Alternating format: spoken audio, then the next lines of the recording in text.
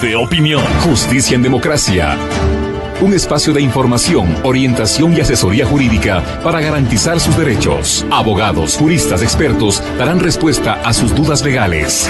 Justicia en Democracia, buscando una sociedad justa. Justicia en Democracia con Verónica Rosero y el acompañamiento del Colegio de Abogados de Pichincha. Por Democracia y Democracia TV. Bienvenidos.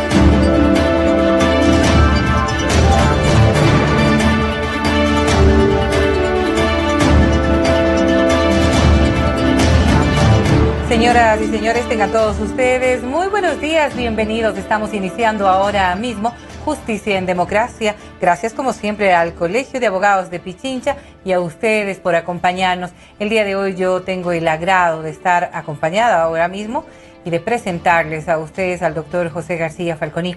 Con él vamos a hablar de inquilinato, una materia que posiblemente y en ocasiones pasa desapercibida, al menos en la importancia real que deberíamos asumir sobre este tema. Doctor, bienvenido y muchas gracias por estar en este espacio. En principio, esto del inquilinato, que viene a ser una forma legal de hablar de arrendamiento en realidad, porque es lo que normalmente decimos, ¿no? Y dadas las circunstancias, decíamos fuera de micrófonos, todos alguna vez en la vida habremos rentado o bien una habitación, una casa, o bien un negocio, cualquiera fuera la índole. Pues lo que nos interesa sobre todo es saber si lo estamos haciendo bien o mal. En materia de inquilinato, ¿cuál debería ser el precepto básico que deberíamos establecer para todos nuestros amigos oyentes y televidentes? Gracias. En primer lugar, quiero dejar expresa constancia de merecimiento por esta gentil invitación. Me siento muy honrado de estar en esta prestigiosa emisora. Y permítame comentarle como anécdota nada más que comencé mi vida judicial hace 42 años en un juzgado de inquilinato. Fui secretario del juzgado primero de inquilinato y mi tesis doctoral en la Pontificia Universidad Católica del Ecuador fue sobre inquilinato. Y el primer libro de los 100 y pico de libros que he publicado es en materia de inquilinato. Es fundamental esta materia de inquilinato y para tener en cuenta actualmente con la Constitución de la República es fundamental el principio del interés social, porque los derechos del inquilino están sobre los derechos del arrendador. O sea que los derechos del inquilino son irrenunciables. Entonces, bajo esta óptica, tratemos cualquier punto en materia de inquilinato. Primeramente, debo manifestar que la codificación de la ley de inquilinato, que es del 1 de noviembre del año 2000, que ha tenido muchas reformas, especialmente reformas muy importantes a raíz de la vigencia del COGEP, del Código Orgánico General de Procesos, del 23 de mayo del presente año, señala que esta ley es aplicable al sector urbano, o sea, cuando hay contratos de arrendamiento o subarrendamiento de locales ubicados dentro del sector urbano. No importa la índole de lo que va a funcionar. Vivienda, taller. O sea que cuando está fuera del perímetro urbano que establecen las ordenanzas municipales correspondientes, la ley de inquilinato ya no está en vigencia, sino entra en vigencia en ese momento el Código Civil. O sea, me explico, para los contratos de arrendamiento en el sector rural no rige la ley de inquilinato, sino el Código Civil. ¿Hablamos de parroquias rurales, por ejemplo? Sí, o sea que en el sector urbano, de las ordenanzas municipales que establece cada cantón, rige la ley de inquilinato. Cuando es sector rural, rige en cambio el Código Civil. Entonces, dentro de esta órbita de actuación, podemos hablar sobre la ley de inquilinato, que es una ley muy interesante en todos los aspectos. Y de lo que vamos a seguir hablando, pero yo sí quisiera la aclaratoria respecto de este tema, porque quizás muchos de nuestros amigos o amigas oyentes van a ponerse a pensar que pueden tener una propiedad en el área rural. Dígase, por ejemplo, terrenos que son rentados para determinadas actividades, ¿verdad? Si es que esto se maneja dentro de lo que implica ya la materia civil, ¿hay diferenciación respecto de la normativa de inquilinato? Respecto de lo que podría ocurrir, por ejemplo, el impago de la renta de unos terrenos dedicados a la agricultura, simplemente porque es obvio, ¿no es cierto? Sí, y estamos hablando de que una gran cantidad de lluvias o la ausencia total de estas puede generar un caos económico para cualquier persona que rentó, verse sin recursos y dejar de pagar. Sí. Como señalaba hace pocos minutos, la codificación de la ley de inquilinato rige exclusivamente para locales de vivienda, vivienda taller, vivienda comercio, que se encuentran ubicados dentro del territorio urbano. Para los terrenos, como usted acaba de señalar, rige el Código Civil, porque el cuarto libro del Código Civil establece en los artículos correspondientes lo referente al contrato de arrendamiento. O sea que el Código Civil es ley supletoria en materia de inquilinato pero el inquilinato exclusivamente se vincula a los locales de vivienda taller, vivienda comercio, que se encuentran ubicados dentro del sector urbano. Ok, en el área rural otro es el caso, Código otro Civil. es la materia y obviamente otro será el tratamiento que se le dé. Sin duda, es diferente completamente. Ahora, establecido aquello, y vale la pena señalar que posiblemente usted tiene un montón de dudas respecto de aquello, partiendo de un principio que ahora mismo se lo consulto yo al doctor, y es lo relacionado con la firma o no de un contrato. Pero si usted tiene una duda, háganoslo saber ahora mismo. Nuestros teléfonos están a su disposición y obviamente también nuestras redes sociales para que nos pueda escribir y dar a conocer cualquier inconveniente que haya tenido. Yo simplemente pongo a su consideración 250-3014 para que se comunique con Justicia en Democracia. Doctor, y vamos a establecer aquello. Posiblemente usted nos dice desde el 2000 en adelante una nueva normativa, con varias reformas involucradas en este proceso. Pero previo al 2000, habrán personas que ya habrían iniciado un acuerdo de arrendamiento para no ponerlo con el término de contrato, porque en muchas ocasiones hemos dejado de firmar un contrato. Así es. En primer lugar, es la codificación de la ley de inquilinato que está vigente desde el 1 de noviembre del año 2000. Antes había la ley de inquilinato, sino que tenía tantas reformas que el asambleísta, el Congreso Nacional de esa época, codificó la ley en el año 2000 sobre el contrato de arrendamiento. Hay dos clases de contratos de arrendamiento, por escrito y de manera verbal. Ahora la ley, la codificación de la ley de inquilinato dice que el contrato obligatoriamente debe ser escrito cuando exceda 2 salarios mínimos vitales el canon mensual. Okay. Y este contrato escrito de arrendamiento tiene algunas características que son fundamentales. En primer lugar, hay un tiempo mínimo de duración, que es de 2 años. Doctor, antes de establecer aquello, vámonos primero con este acuerdo verbal, que es quizás la manera más regular en la que uno ha hecho este tipo de acuerdos. Posiblemente si yo voy a rentar, dígase un local comercial, posiblemente yo tenga los cuidados quizás. Pero estamos viendo que en el ámbito de lo que tiene que ver con la residencia, al contrario, ¿no? El acuerdo de las partes, y qué bueno que haya todavía el beneficio del respeto a la palabra de las personas, que no necesariamente viene a ser una garantía lastimosamente. ¿Qué ocurre cuando hemos hecho un acuerdo verbal y usted se acuerda de unas cláusulas, yo me acuerdo de otras cláusulas y posiblemente ya en el recorrido hemos tenido una serie de inconvenientes? ¿Qué deberíamos hacer? ¿Cuál debería ser la recomendación para nuestros amigos? Es obligación celebrar por escrito el contrato de arrendamiento. Por escrito el contrato de arrendamiento cuando supera estos salarios mínimos vitales. ¿Por qué razón? Porque si usted quiere demandarle, ¿no es cierto?, a su inquilino, a la demanda tiene que adjuntar obligatoriamente el contrato escrito de arrendamiento. Ahora, antes se escribía en el juzgado de inquilinato, ahora se escribe en una notaría. De lo contrario, no la aceptan al trámite el juez de inquilinato y relaciones vecinales, como se denominan con el Código Orgánico de la Función Judicial. O sea que hay que tener mucho cuidado, porque para la demanda hay que acompañar el contrato escrito. Ahora, ¿qué pasa si es que tiene contrato verbal?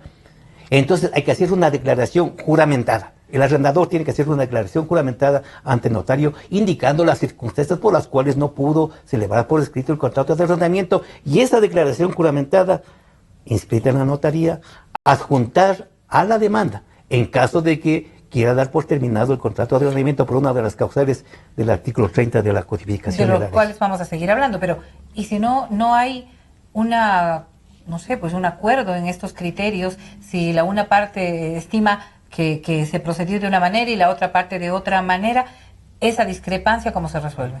O sea que, recalco una vez más, la declaración se hace bajo juramento de que yo tengo un contrato de arrendamiento con usted, que usted está ocupando mi departamento en la casa tal, ubicada en tal parte de la ciudad de Quito, y me está pagando el canon de $500 mensuales. Eso lo está haciendo bajo juramento. Obviamente, no, que el inquilino puede desvirtuar esas cláusulas, y es por eso que es recomendable, por favor, cuando se tenga un contrato de arrendamiento, hácelo por escrito, señalando cuáles son las cláusulas fundamentales, que es especialmente las de duración del contrato, que dura mínimo 2 años. O sea que si usted me pone en el contrato escrito, o yo le pongo que es de 1 año, esa cláusula se entiende como no escrita, porque dura mínimo 2 años. 2 años con el mismo canon.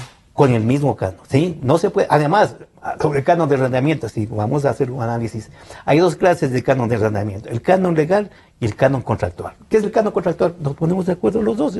Por el departamento que es de mi propiedad o que yo le arriendo a usted, pago $500 mensuales. ¿Y cuál es el canon legal? ¿Cuál es el canon obligatorio que usted tiene que pagarme mensualmente. No el que está en el contrato, sino el que fija la oficina del registro de arrendamientos del ilustre municipio metropolitano de Quito. O sea, esa oficina es la encargada de fijar el canon legal. O sea, el canon legal puede ser $300, ¿sí? ¿Y el acuerdo entre nosotros puede es de ser superior? $500, sí, es de $500. ¿Y esa diferencia? Entonces, esa diferencia, usted como inquilino tiene la oportunidad de demandar al arrendador por cánones de arrendamiento cobrados en exceso en la vía sumaria. Sí, pero más allá de que usted y yo llegamos a un acuerdo. Más allá, sí, porque la ley de inquilinato, la codificación del inquilinato es una ley social que favorece al inquilino fundamentalmente, que se supone que es la parte más débil dentro del contrato de arrendamiento. Ahora, pero si establecemos aquello, y vale la pena que también nuestros amigos oyentes pues puedan darnos a conocer sus inquietudes, pero algo que sí me parece es que si ya nosotros nos pusimos de acuerdo sobre algo, ¿verdad? Deberíamos hacerlo, o el arrendador debería saber cuál va a ser el canon que le va a autorizar la municipalidad como para poder establecer ese valor, porque lo otro podría ser simplemente una espada de doble filo. Me paga 3 meses, me demanda y esos 3 meses o el salario extra simplemente va a ir a beneficio de quien he arrendado. En la primera pregunta que usted me hizo, ¿cuáles son los principios fundamentales? Yo le decía, ¿cómo se llama? La función social. El principio de derecho social es fundamental para entender la ley de inquilinato. ¿Por qué razón? Y como usted acaba de manifestar, obviamente, ¿no es cierto? Para acompañar a la demanda, tiene que hacerlo con el contrato escrito de arrendamiento y además con el certificado de registro de arrendamientos en el que está fijando el precio legal del municipio correspondiente. ¿Que se basa en base a qué? En base, el artículo 9 y el artículo 19 de la codificación de la ley de datos manifiesta que obligatoriamente para yo arrendar un departamento o un inmueble de mi propiedad o que no sea de mi propiedad como arrendador, yo tengo la obligación de inscribir la casa como casa, valga la redundancia, de arrendamientos en la oficina de registro de arrendamientos del municipio correspondiente. Y ahí dan la autorización de si es viable o no. Y le pregunto aquello por qué. Porque observamos que en ciertas áreas dentro de la misma zona urbana de Quito, una casa que tenga una área un poco mucho más o un poquito más amplia, quizás ni siquiera muy amplia, ¿no es cierto? Eso va arrendada no a una persona, sino a 2, 3 personas en ciertas instancias. ¿La municipalidad puede autorizar ese nivel de subarriendo? Sí, de arriendos. Okay. De arriendos, porque el subarriendo en principio está prohibido. Obviamente, por escrito puede el arrendador autorizarle al arrendatario para que subarriende las piezas, pero eso es de excepción.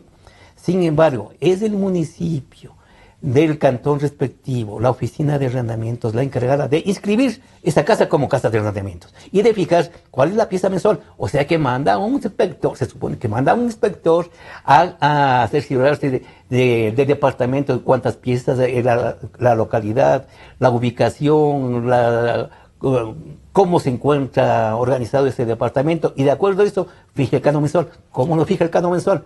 ¿Cómo le fija? Ve el avalúo comercial, ¿sí? Del inmueble. Por ejemplo, el avalúo es de $100,000. Entonces calcula el 10%. Sería $10,000. Y estos $10,000 divide para 12 meses. O sea, ese es el canon mensual que debería pagar el inquilino de acuerdo a la oficina de registro de arrendamientos. Pero ese es el canon legal. El canon. Y en este nivel, en la evaluación que se puede hacer, digamos, el tiempo que tenga el bien inmueble, los servicios que brinde, la ubicación, en fin, todo lo que está relacionado con el ámbito comercial de ese bien inmueble, ¿no es cierto? Como para que nadie se perjudique, entiendo yo. Exactamente, así es. Tengo una pregunta y nos han hecho llegar 250-3014, si usted también nos quiere escribir tan solo, pues hágalo a través de nuestras redes sociales. Un encargado de un edificio solamente está encargado del edificio, ¿puede hacer un contrato de arrendamiento sin ser él el dueño? A ver, en primer lugar, no solamente el propietario puede arrendar cualquier persona, ¿sí? Cualquier persona. Pero obviamente la relación de inquilinato es entre el arrendador y entre el arrendatario. O sea que yo, por ejemplo, no soy dueño de este edificio, pero tengo con la facultad para administrar ese edificio. Yo tengo, ¿cómo se llama? El derecho de poder arrendar este edificio a varias personas, sin ser de mi propiedad, pero porque tengo esa facultad. Es decir, tiene que estar legalmente dada la posibilidad. Por supuesto, pero obviamente la relación de inquilinato es exclusivamente entre el arrendador, que no necesariamente es el propietario del inmueble, obviamente, y el arrendatario. Sí, lo vamos a poner en un caso práctico también. El hijo, por ejemplo, dos personas mayores, dueñas de una propiedad, el hijo les ayuda a manejar esto. ¿Puede el hijo firmar el contrato como arrendador? Claro, puede firmar el contrato. Y la relación de inquilinato es exclusivamente entre quien, no entre el propietario y el inquilino, sino entre el arrendador, el hijo en este caso, y el inquilino. Esa es la relación de inquilinato, no con el propietario. Ahora, ¿y el propietario?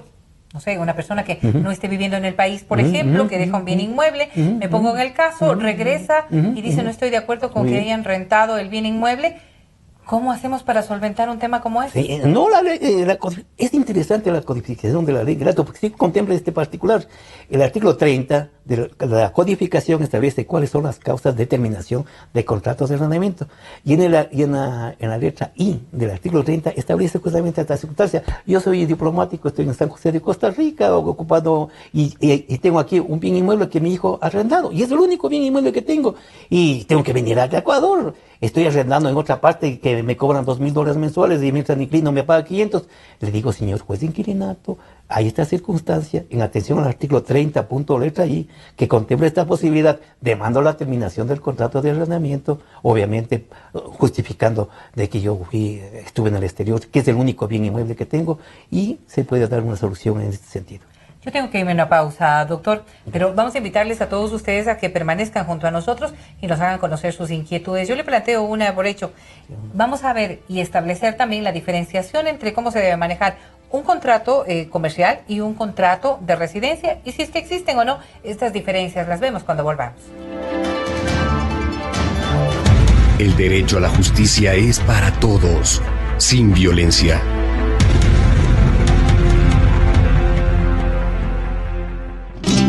Sentimos lo que la gente siente, amor, desamor, alegrías inmensas. Decimos lo que la gente quiere, pasión, discusión, democráticamente. Democracia, la radio de la gente. Democráticamente, la radio de la gente. Democracia, la radio de la gente. Democracia. Democracia. Sobre la emergencia de gas y energía que se está viviendo en la costa Caribe. Democracia. Rusia retoma críticas por retenidos en base naval de Estados Unidos. Democracia. Formulé el primer pedido histórico de perdón a las víctimas de las graves violaciones de los derechos humanos. Democracia. Solo noticias. Desde el Distrito Metropolitano de Quito, Cadena Democracia, la radio de la gente. Donde hay poca justicia, es un peligro tener razón. Francisco de Quevedo.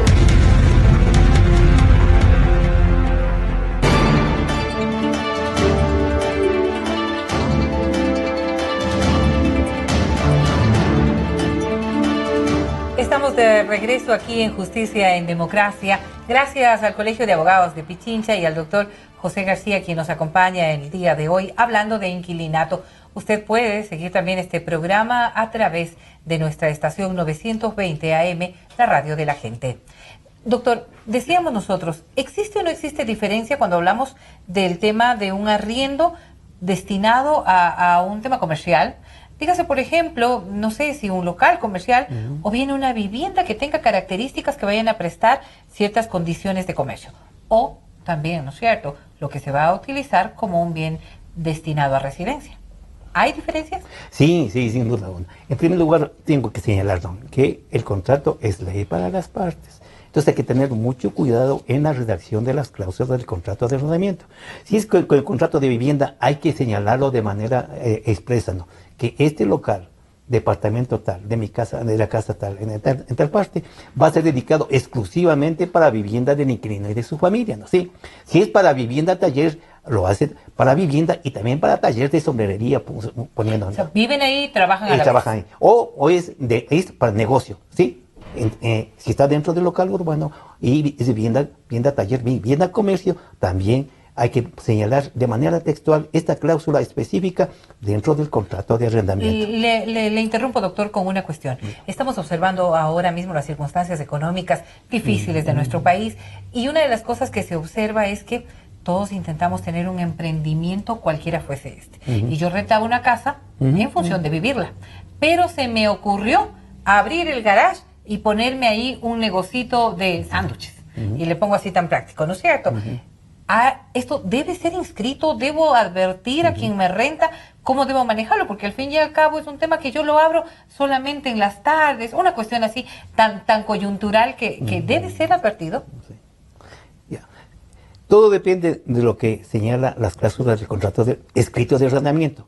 Si es que le prohíbe expresamente, no puede abrir. Y si es que lo hace sin consentimiento escrito del arrendador, el arrendador tiene la posibilidad de demandarle, de acuerdo al artículo 30, lo que es letra E de la codificación del inquilinato, por haber dedicado el local arrendado a un objeto distinto al que fue materia del contrato. O sea, hay que tener mucho cuidado en este sentido. Puede haber una sanción y la terminación del contrato. Obviamente se termina el contrato de arrendamiento después de un juicio, ahora de acuerdo al COGEP, en el proceso sumario que establece el artículo 332 y 333 del COGEP. Es un procedimiento sumario ahora. Y después del procedimiento sumario, obviamente viene la sentencia, y una vez que se ejecute la sentencia, se ejecutaría lanzando los bienes muebles e inmuebles, los bienes muebles del inmueble arrendado con la intervención de la policía. O sea, de que le van a sacar las cosas. Le van a sacar las cosas, sí, y le van a lanzar a la calle con el auxilio de la policía, porque las decisiones de los jueces tienen que ser cumplidas de acuerdo al artículo 75 de la Constitución. ¿Con inmediatez, doctor? Sí, o sea que se ejecuta la sentencia. Y para pedir la ejecución de la sentencia, una vez que ha ganado el arrendador el proceso, le da 24 horas para que desocupe el inquilino. No se desocupan las 24 horas, pide el lanzamiento. O sea que el juez dispone que saquen los bienes muebles del departamento arrendado por el inquilino con el auxilio de la policía y lo saquen a la calle. Y le entreguen ese local al arrendador. Mire, lo que plantean, doctor, y hacen alusión precisamente a esto. Yo se lo voy a compartir porque me interesa. Dice que cerca de la casa de ella hay una casa que fue rentada para vivienda y que se dedican para actividades no lícitas. Se refiere a la presencia de un sitio en donde trabajan mujeres. ¿Cómo se debería hacer? Porque definitivamente no creen que hayan firmado un contrato para ese tipo de actividad. La ley de inquilinato no contempla estos particulares. O sea que la señora que se siente afectada, pues tiene que irse a un juzgado de contravenciones, pero ya no con la ley de inquilinato, sino con el Código Orgánico Integral Penal, a fin de presentar la denuncia correspondiente para que se le sancione el juez de contravenciones. A ver, y si es que yo soy el arrendador de ese bien inmueble y me entero que están procediendo... Por supuesto, en este momento entonces usted acude al juez de inquilinato y relaciones vecinales con la demanda que tiene que cumplir con los requisitos del artículo 142 del COGEP y establece la causal del artículo 30, establece desde la A hasta la letra I, causales por las cuales se puede dar por terminado el contrato de arrendamiento antes del plazo convenido. Y una de ellas, y la principal, y la letra es la falta de pensión de pago de más de 2 meses. Y también es otra de estas causales es el destino del local arrendado a un objeto ilícito o el destino a un objeto diferente a la materia del contrato de arrendamiento. Claro, y estas cosas que deberían estar clarificadas. ¿Qué pasa si yo rentaba mi vivienda normalmente para residencia y veo que el lugar está, pues no sé, saturado de locales comerciales y convierto mi bien, que era una vivienda de residencia, en un local comercial? ¿Puedo cambiar simplemente con mi decisión la posibilidad de hacerlo? No lo puede hacer, porque tiene que pedir permiso por escrito al arrendador para cambiar el objeto del contrato, de vivienda a vivienda taller o vivienda comercial. Y si soy dueño del inmueble, ¿puedo nada más decir de ahora en adelante ya no la rento para vivienda, sino como local comercial? No, tiene que, o sea que si el arrendador no está de acuerdo con lo que el inquilino ha hecho, tiene la posibilidad de demandarle, de acuerdo al artículo 30 del inquilinato, la terminación del contrato de arrendamiento y la desocupación del local, pero ante un juez de inquilinato y relaciones vecinales, ahora con el trámite sumario que establece el COGEB en los artículos 332 y 333. Establezcamos ahora un poco las cláusulas como para poder diferenciar este proceso de lo que es una residencia a lo que es un local. No sé si hay otras particularidades que deberíamos tomar en cuenta y otro tipo de locales también. Sí, no, o sea que la codificación del inquilinato en los primeros artículos, especialmente en el 3, 4, 5, 6, establece cuáles son las condiciones mínimas que debe reunir un local para hacer materia de arrendamiento. ¿Y cuáles son estas condiciones? O sea que tenga servicio de luz, de agua potable, que tenga, como se llama, un servicio higiénico en cada departamento, etcétera, etcétera.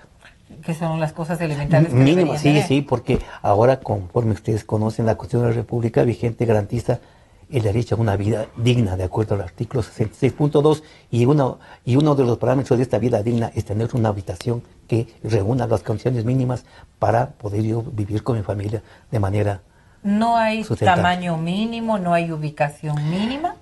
La ley de inquilinato establece que la autoridad municipal correspondiente podría limitar el número de personas que habitan en dicho departamento, pero en la práctica no he visto que realmente se dé práctica a esta norma que contempla la ley de inquilinato. Bueno, sí tendrá también sus pros y contras. Me pongo a pensar en una familia numerosa, difícil de poder localizar una vivienda que les permita, pero adicionalmente a ello, perdón doctor, adicionalmente a ello también vamos a decir, podríamos establecer que en muchas circunstancias también podríamos pensar que sí hay viviendas que no tienen las mejores características como para brindarse la oportunidad de vivir dignamente como usted lo refería. Claro, pero un inquilino tiene entonces en ese momento el derecho de reclamar mediante una solicitud al juez de inquilinato y relaciones vecinales para que el arrendador dé cumplimiento a las condiciones mínimas que establece la ley de inquilinato. De lo contrario, el juez le sanciona con un salario, con un mes de multa del canon mensual correspondiente. Yo podría decir, si soy la persona que renta, pero si el señor sabía dónde venía a vivir. No. O sea que, y le digo nuevamente que la ley de inquilinato tiene su base en el principio social, en el aspecto social, que es fundamental. Los derechos del inquilino están sobre los derechos del arrendador. Y eso es lo que tenemos que clarificar además. Vamos a irnos con una llamada ahora mismo. Muchísimas gracias por comunicarse ahora a nuestras líneas telefónicas. Vamos a escuchar su consulta. Buenos días. ¿Cómo está usted? Hágame el favor. Yo tengo una vivienda en La Merced y para arrendar, ¿dónde debo inscribir el contrato de arrendamiento y quién me fija el arrendamiento para esa vivienda? Muchas gracias. Vamos a repetir un poco la información, doctor. Tengo entendido, ¿no es cierto? Yo soy de la ciudad de Riobamba, no conozco la provincia de Pichincha, por supuesto que estoy viviendo aquí muchos años, pero tengo entendido que La Merced depende del Cantón Quito, ¿sí?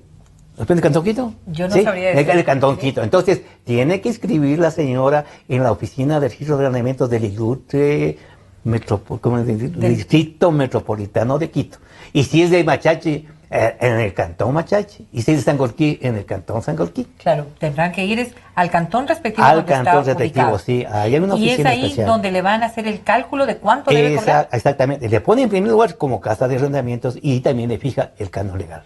Que es de lo que vamos a continuar hablando precisamente. Doctor, si estamos hablando de estas cláusulas, si estamos estableciendo qué es lo que deberíamos incluir en estos contratos, y creo que ahí nos vamos a detener un poco porque uno entra a la web y pone un modelo de contrato de arrendamiento y puede encontrar una variedad infinita.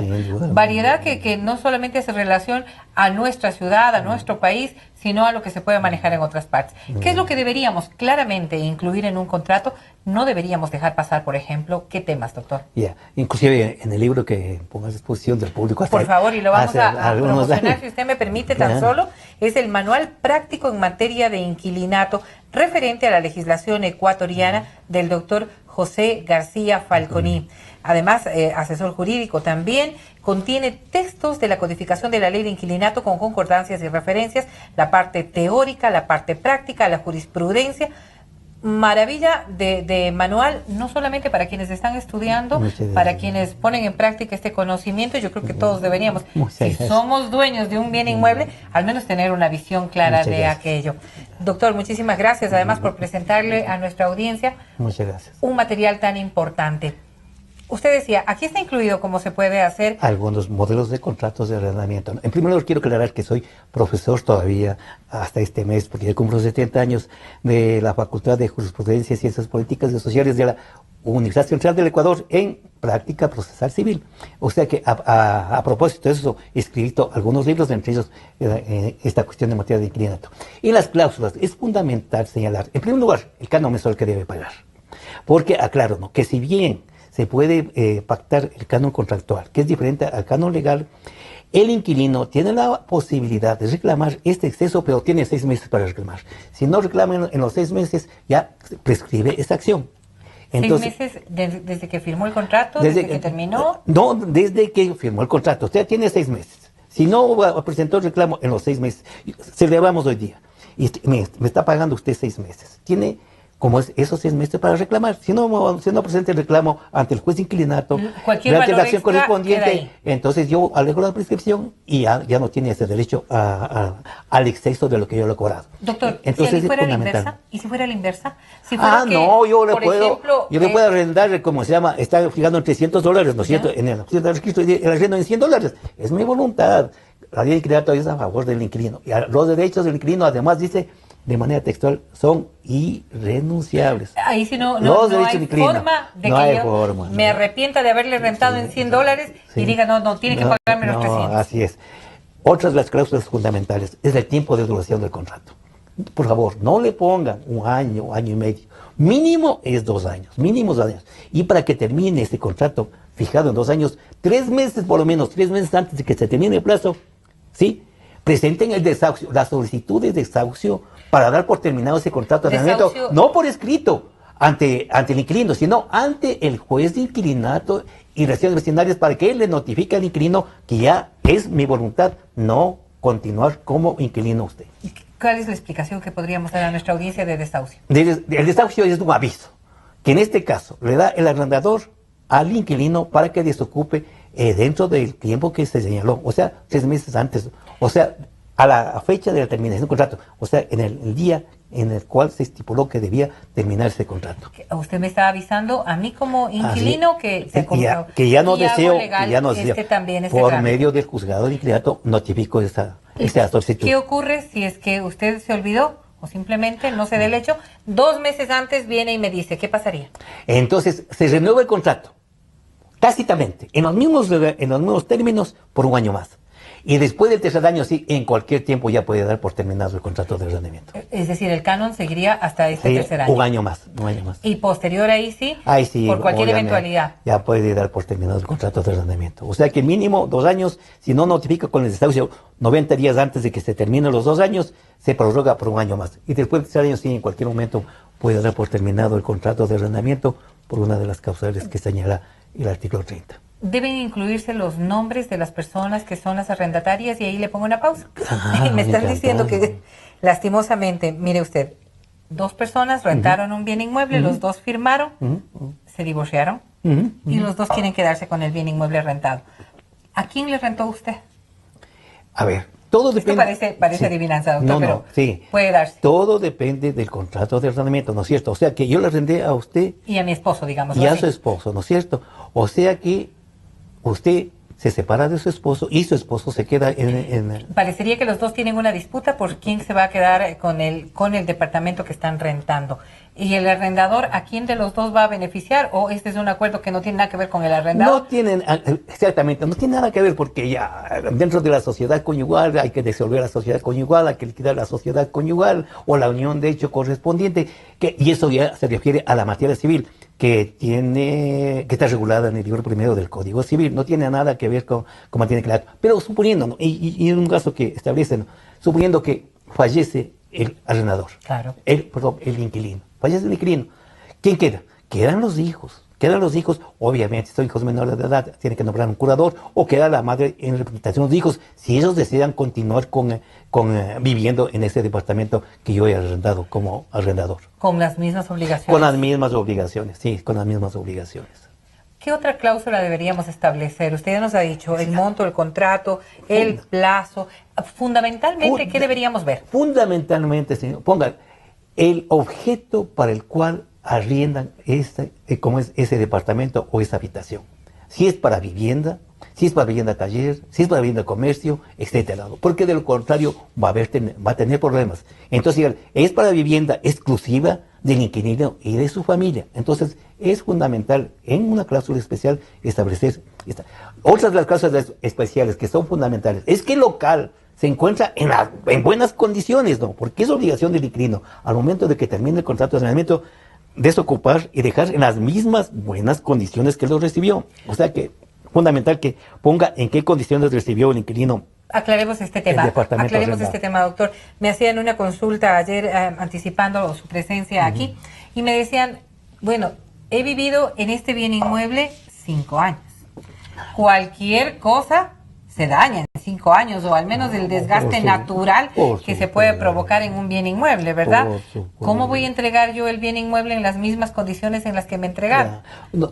Por supuesto. ¿Cuáles son las aclaratorias que deberíamos dar? El Código Civil, que es ley supletoria en materia de inquilinato, establece que el desgaste natural no tiene responsabilidad el inquilino, el arrendatario. ¿Qué podría ser el desgaste natural? Me pongo a pensar en el piso, por ejemplo, tráfico, lo que tenga que ver. O sea, si hay circunstancias que deberían ser los daños ocasionados que influyen en la consistencia del bien arrendado son los que son materia de demanda por parte del arrendador, no los daños normales y corrientes que por el uso normal que hace el inquilino. Y en esto, por ejemplo, pintar el departamento, le dicen, doctor. Obviamente, no pintar el departamento no ocasiona daños, pero por ejemplo, yo como derrumbo la pared medianera entre la sala y la cocina, eso ya configura, como se llama, un objeto, una cuestión que no estaba autorizada el inquilino para realizarlo y sería motivo de demanda de acuerdo a las 30, no me recuerdo la causal correspondiente que señala por haber hecho el inquilino obras que no fueron autorizadas por el arrendador. No solamente el objeto ilícito o objeto diferente, sino obras no autorizadas. Es una de las causales que establece el artículo 30 de la ley de inquilinato como causal para dar por terminado el contrato de arrendamiento vía el proceso correspondiente. ¿Habrá circunstancias que puedan mejorarse dentro del departamento si es que yo obro en hacer un cambio que pueda ser de beneficio? ¿Debo tener autorización escrita? Autorización escrita del inquilino, es decir, del arrendador. ¿Y los costos de ese arreglo? Se ponen de acuerdo, indicándole, usted puede decir, no, bueno, voy a descontarle del arrendamiento que le estoy pagando, o le dejo como en las mejores condiciones, porque es mi voluntad hacerlo así, ¿no? Pero hay que ponerse de acuerdo entre las dos partes. Claro, habrán muchísimas inquietudes que también puedan brindarse ya en el día a día de lo que tiene que ver precisamente con este proceso. Si establecemos nosotros aquello, por ejemplo, no sé, se me pone a pensar si es que algo se daña dentro de una tubería, pongámoslo así, una cosa que tenga que ver con el bien inmueble que yo estoy rentando, ¿a quién le corresponde asumir el arreglo? Al arrendador. O sea que yo hago una solicitud al arrendador indicándole este particular.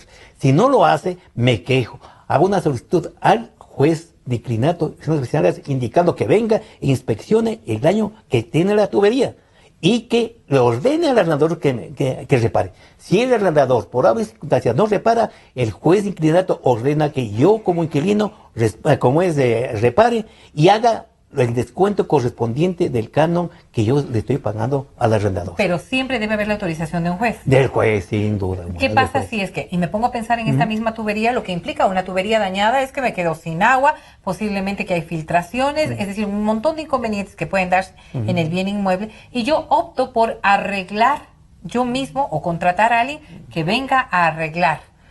Si ya lo hice, ya no podría yo tampoco pedirle al arrendador que cancele esos saberes. Sí, podría. Porque no había tiempo para ir al juzgado y todo. Me pongo en ese papel. Claro, pero podría reclamarle en otra vía completamente diferente, que es la vía civil, ¿no? Porque nadie se puede enriquecer injustamente, ¿no es cierto?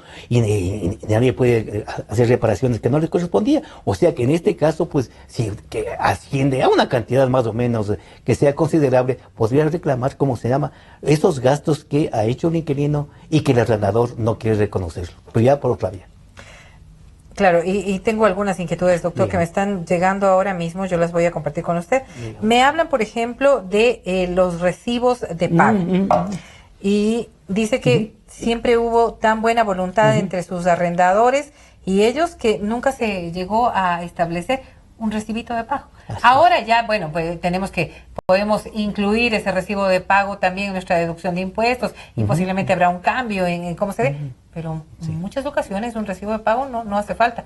Le doy en efectivo y usted simplemente me agradece. Sí, una de las cosas fundamentales de esta cuestión. O sea que el pago debe hacerse en efectivo, un cheque certificado a orden del arrendador, ¿sí?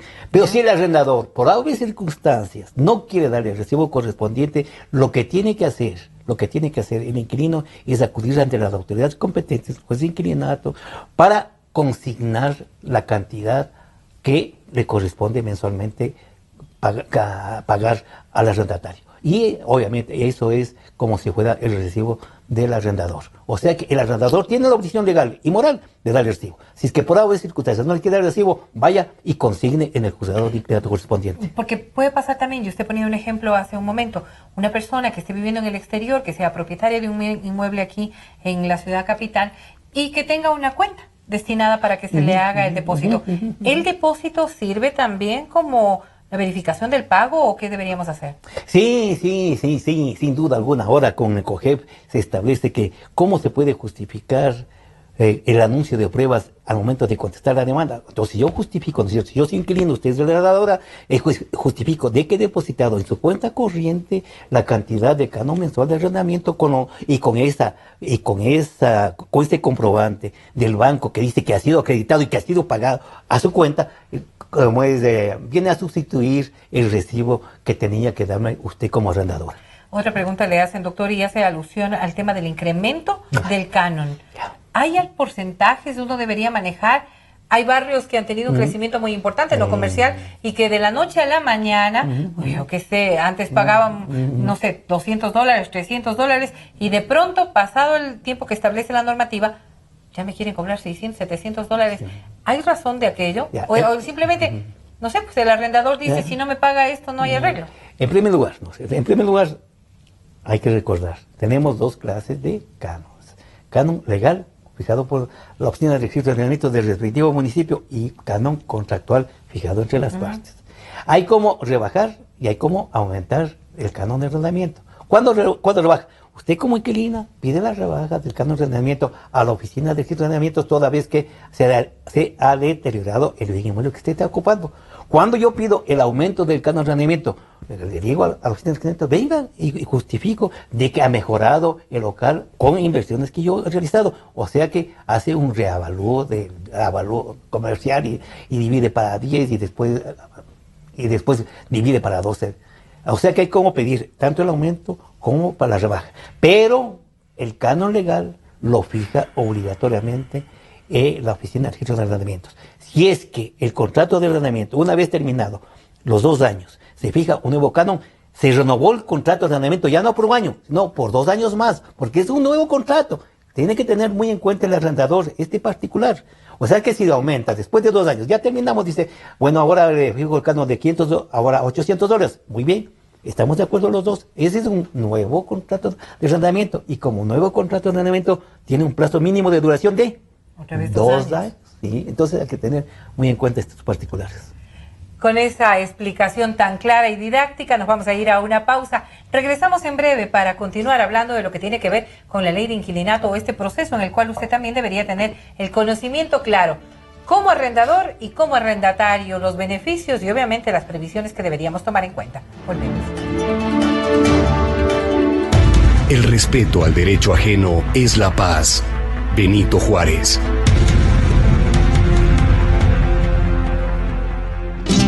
Sentimos lo que la gente siente, amor, desamor, alegrías inmensas. Decimos lo que la gente quiere, pasión, discusión, democráticamente. Democracia, la radio de la gente. Democráticamente, la radio de la gente. Democracia, la radio de la gente. Democracia. Democracia. Sobre la emergencia de gas y energía que se está viviendo en la costa Caribe. Democracia. Rusia retoma críticas por retenidos en base naval de Estados Unidos. Democracia. Formulé el primer pedido histórico de perdón a las víctimas de las graves violaciones de los derechos humanos. Democracia. Solo noticias. Desde el Distrito Metropolitano de Quito, Cadena Democracia, la radio de la gente. Justicia, la voluntad constante y perpetua de dar a cada uno lo que se merece. Platón.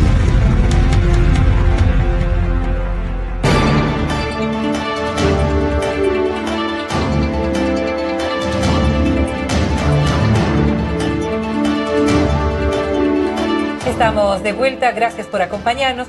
Como siempre, la gentileza del Colegio de Abogados de Pichincha nos permite contar con profesionales que nos pueden aclarar todas las dudas. El día de hoy estamos dialogando con el doctor José García Falconi y con él hablando del tema de inquilinato, posiblemente una de las materias de las que más uso hacemos, pero que menos conocemos, doctor, valga la pena señalarlo, porque en realidad tan solo cuando nos hemos visto abocados a una experiencia negativa, posiblemente quizás un juicio, una demanda o simplemente una incomodidad, es que empezamos a ver la necesidad de haber firmado un contrato, de haber actuado de acuerdo a lo que establece la ley.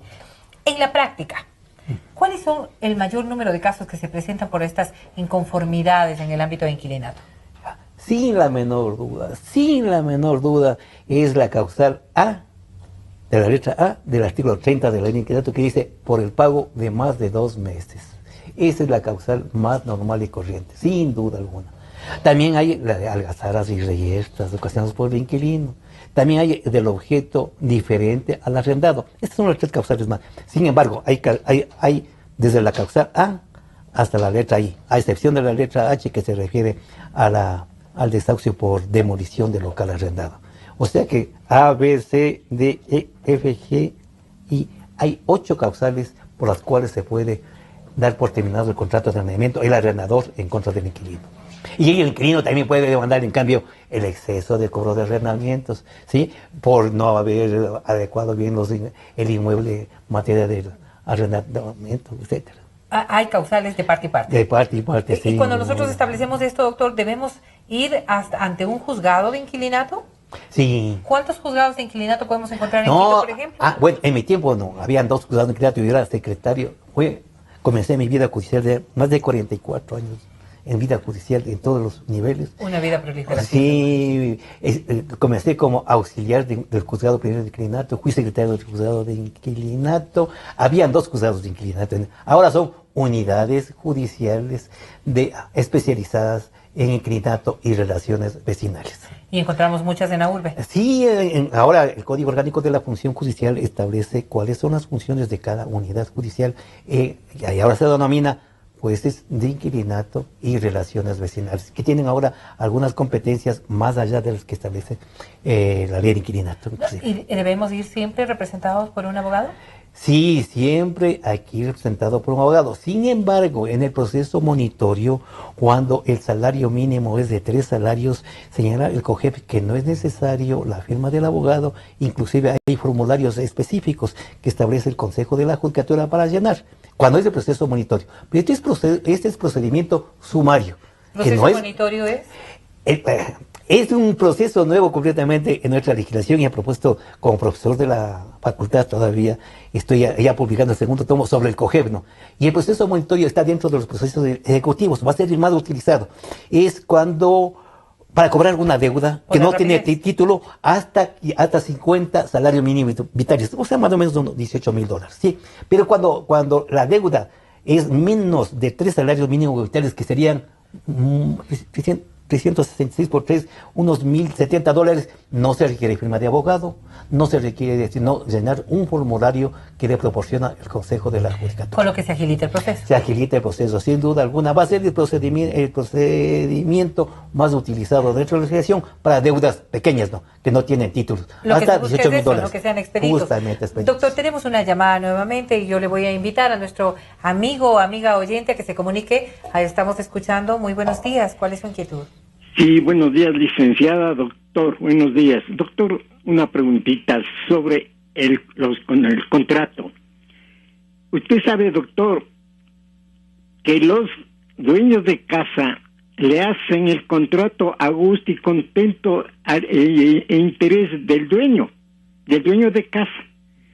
¿Ese contrato es válido o hay que hacerle legalizar en el juzgado de inquilinato? Buenos días, gracias.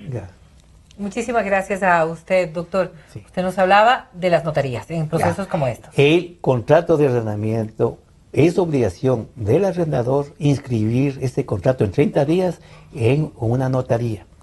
Las cláusulas del contrato de arrendamiento tienen que ser legales. Si hay alguna cláusula ilegal, que sea como se llama, que represente un abuso, violente, ¿no? Que represente un abuso, que violente derechos constitucionales, esa cláusula se entiende como no escrita. O sea que esa cláusula, el contrato vale, esta cláusula no vale. Porque los derechos de inquilino están sobre los derechos de los jueces. ¿El notario va a ratificar lo que esté inscrito? No, nada más que escribe, el notario nada más que escribe en el libro correspondiente el contrato de arrendamiento. Pero son los jueces los que van a establecer si la cláusula esta es abusiva. Ahora, no se puede abusar del derecho, ¿no es cierto?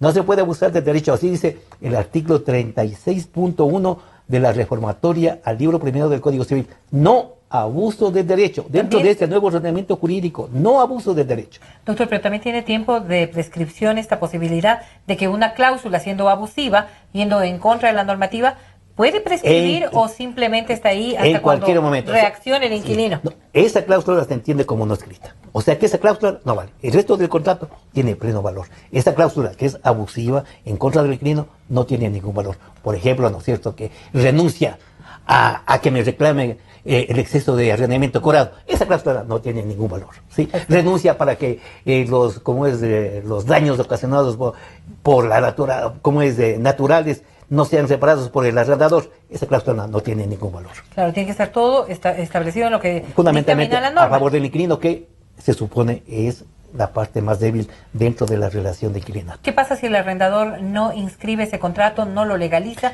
no va a la notaría? ¿Puede hacerlo el arrendatario?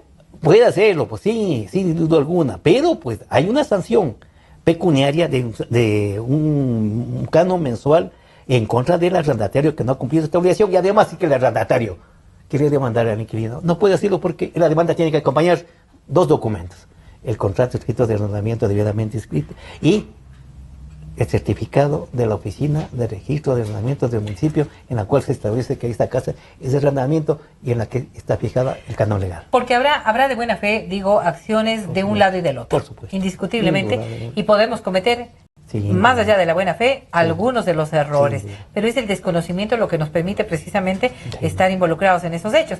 Doctor, me pedían que le consulte si es que es legal el pago de un anticipo para el tema del arrendamiento. Porque ahora vemos que esto se convirtió en una especie de garantía, posiblemente, garantía que al finalizar ese contrato no necesariamente las devuelven en toda la plenitud de lo que fue dado. Sí. En el libro que pongo a consideración del público ya segundo, y que está en la 7ª, 8ª edición, he manifestado públicamente que la ley de inquilinato tiene algunos vacíos. Y este es uno de los vacíos que tiene la ley de inquilinato, sobre la garantía. En ninguna parte de la ley de inquilinato se contempla como obligación la garantía. Sin embargo, casi en todos los contratos de arrendamiento están estipulando como garantía para la terminación, para que el arrendador tenga la seguridad de que va a ser entregado su local arrendado en las mismas condiciones que lo recibió. Se pone esta garantía, que no está estipulada en la ley de inquilinato. De tal manera que esa cláusula se entendería como cláusula abusiva. Obviamente que si estipulamos los dos, usted en este caso pues me puede reclamar, como se llama, que le devuelva esos meses de canon de arrendamiento que están como garantía. Claro, mediante el reclamo ante el juez de inquilinato correspondiente. Sí, pero si no se estableció en el contrato, igual puedo reclamar lo que fue un acuerdo verbal entre nosotros. Ahí está lo difícil, porque si es verbal, ¿cómo usted justifica? ¿Cómo puede demostrarlo?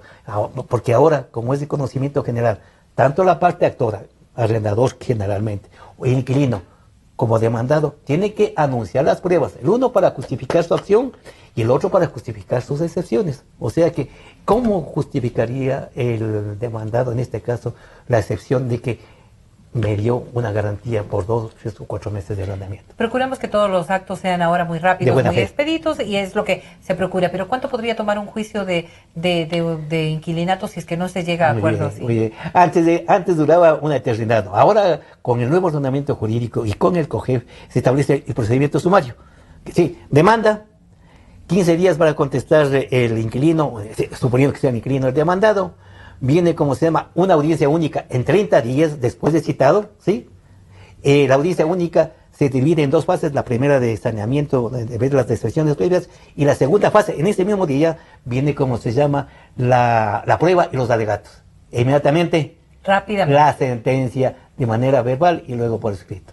Y obviamente hay apelaciones, ¿no? Pero se demora mucho menos de lo que acontecía con el Código de Procedimientos Civil anterior. ¿Pero la persona puede todavía seguir viviendo en ese bien inmueble mientras no haya una sentencia? Hasta cuando no haya una sentencia ejecutoriada. O sea que hay inclusive recursos de apelación e inclusive hasta en algunos casos de casación. Imagínese usted lo que podría tomar. No, ahora se acortan los términos. Como le digo, es 15 días, audiencia en 30 días, sentencia, apelación, corte provincial y se terminó el juicio.